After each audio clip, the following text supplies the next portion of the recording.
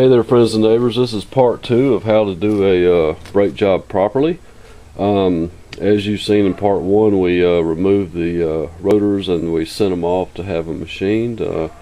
We're back at the shop now waiting for the rotors, waiting for the man to call me to let me know they're ready.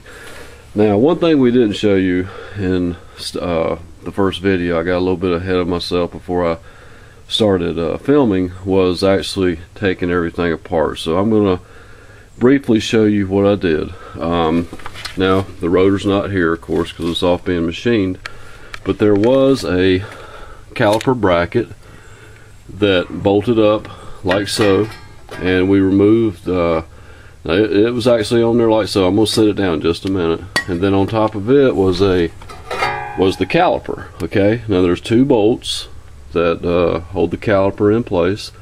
They have 14mm heads on them. Not all vehicles are going to have that same size, but you remove the 2 bolts, lift your caliper up out of the way, and try to lay it in such a fashion to where you do not let it hang by the brake hose.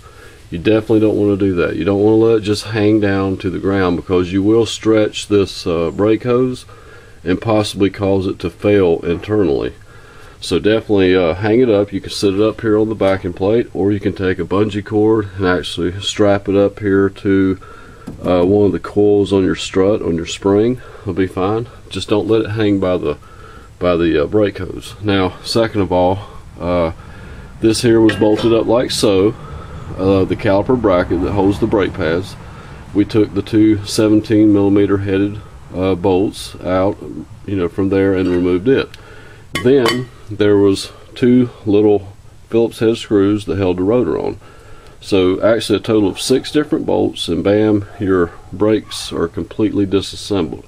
So I just wanted to kind of backtrack and show you that. Now, one other thing that you definitely want to do, we know we're doing a 4-wheel brake job on this car.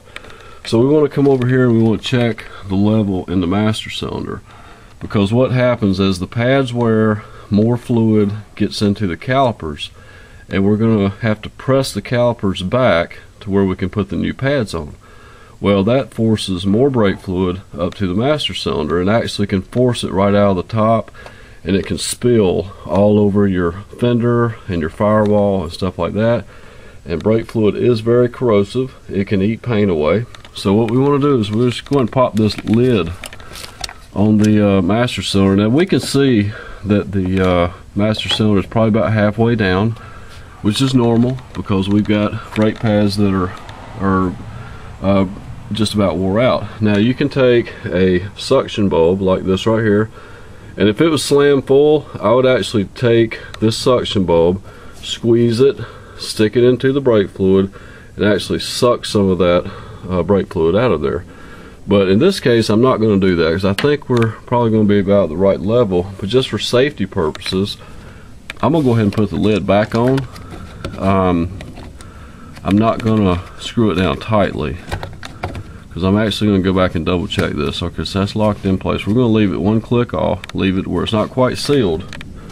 And then we're going to take this, just an old towel, and we're going to wrap it around the master cylinder. So if anything does come out, the towel will catch it before it leaks all over the place. And we will keep an eye on this as we're pressing back all the pistons. So folks, that's right there is kind of a recap of what we've done from the get-go.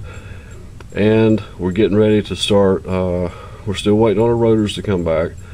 The next video, part 3, we will show you how to clean up all your brake hardware, lube your caliper pins, and properly install your brake pads, and hopefully we'll have these rotors back soon. So thanks for watching video 2, and stay tuned to video number 3. Have a great day.